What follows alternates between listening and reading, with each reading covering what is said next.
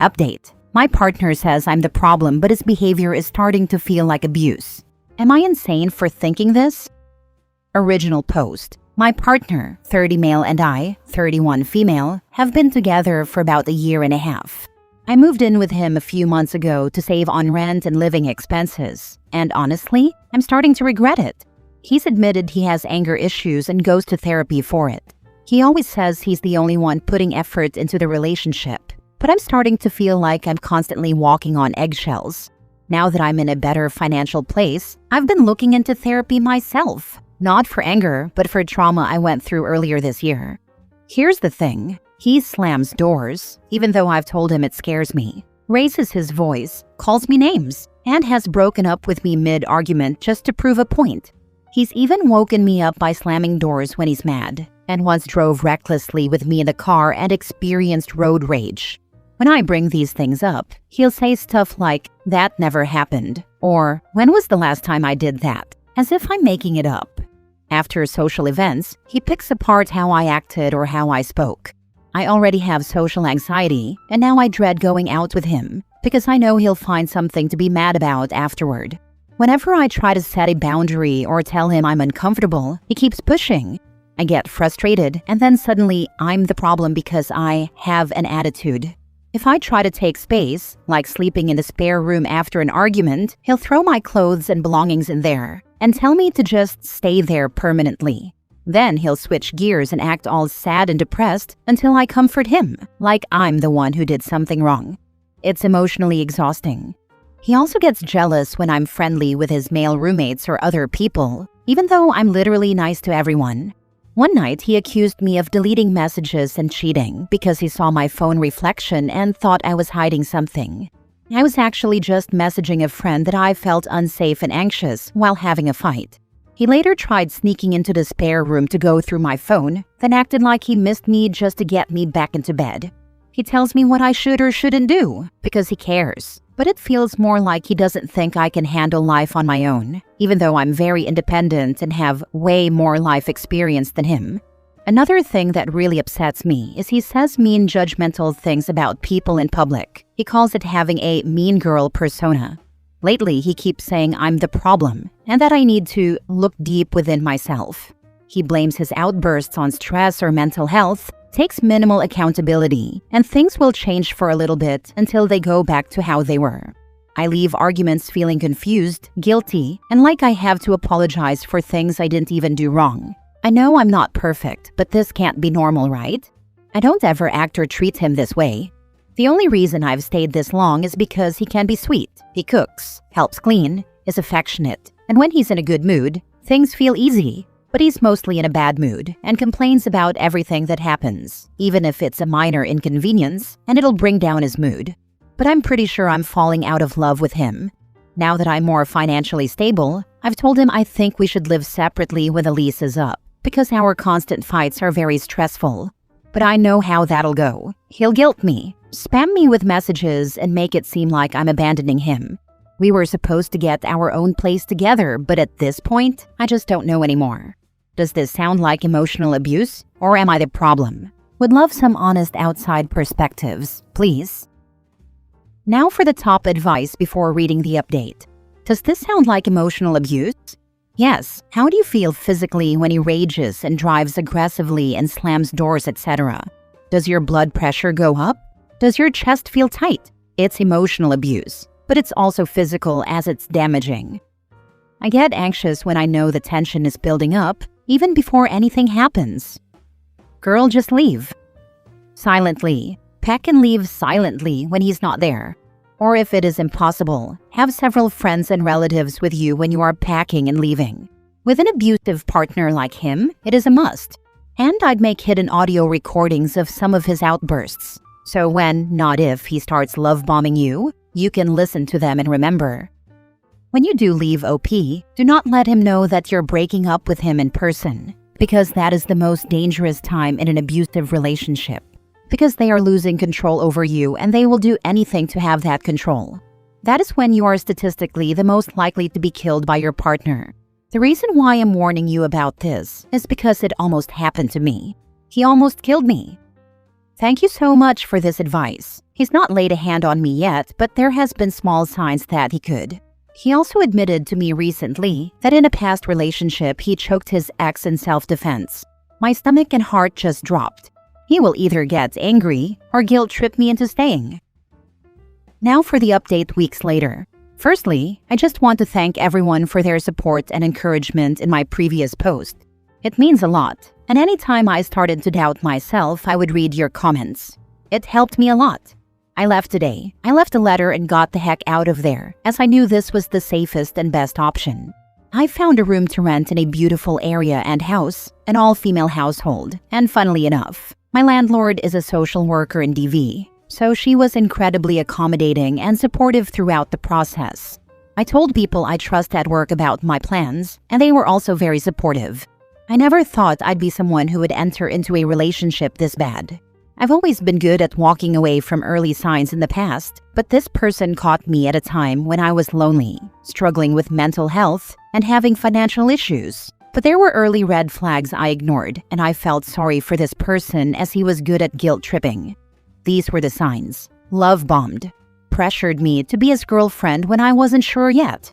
Said he would do anything to support me and that he was there for me. Often the things he did for me were thrown in my face later when angry and that I never did anything for him. Tried pressuring me to open a shared bank account and combine health insurance. And when I said no and didn't feel ready, I was avoidant and unaccepting of help or growing together as a couple.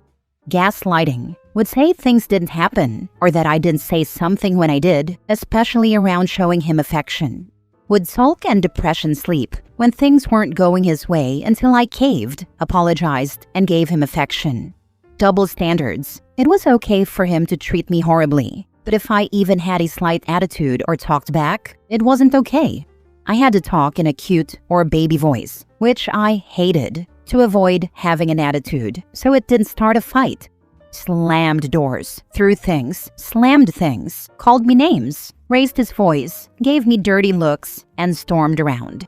He even did this in the middle of the night when I was trying to sleep and had work the next morning.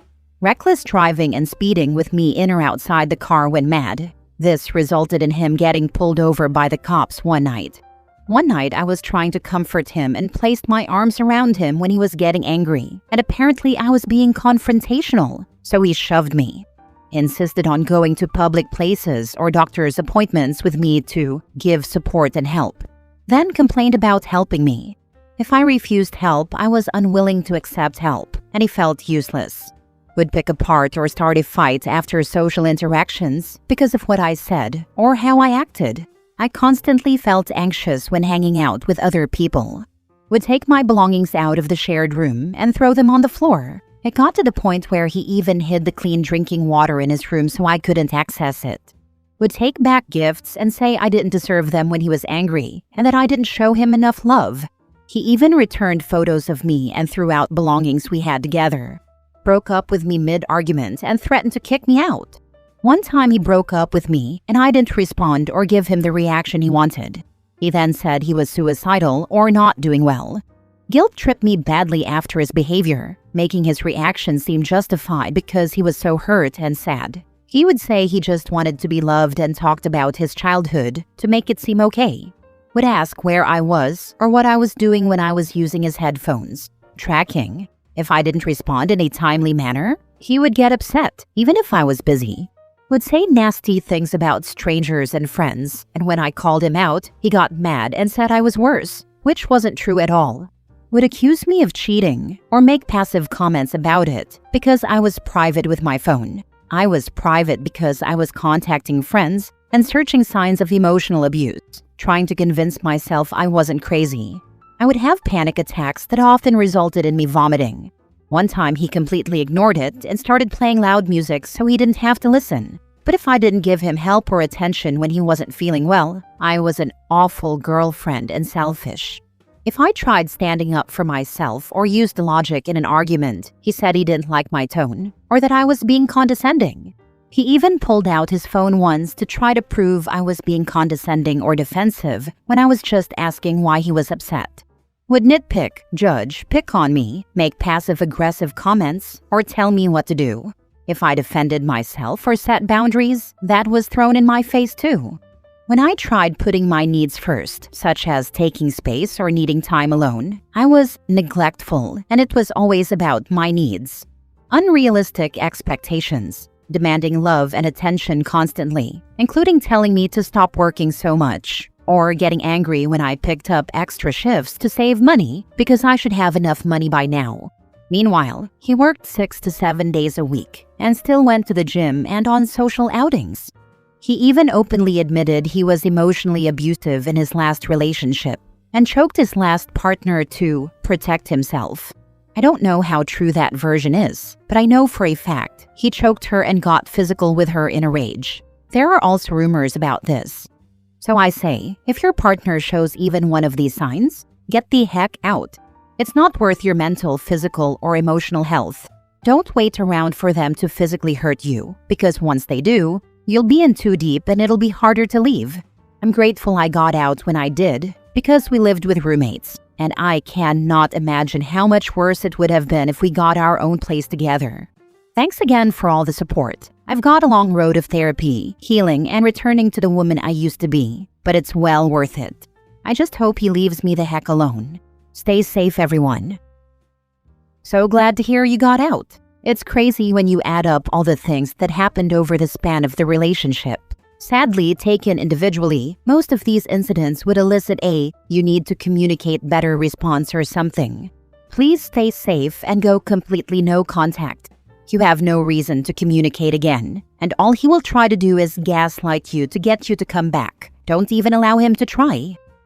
Thank you so much. That's exactly what would happen, even though I would make effort and try to de-escalate the situation. He's blocked and out of my life now. My ex told me he strangled his ex in self-defense too, and I believed him. Then he did it to me. Then he strangled me 2 more times and tried to hit me over the head with our kitchen chair twice. Then knocked me over when I was pregnant, abused me emotionally daily by screaming and picking arguments, and I gave birth prematurely and was at risk for a stroke even after delivery. You made the right choice to leave him.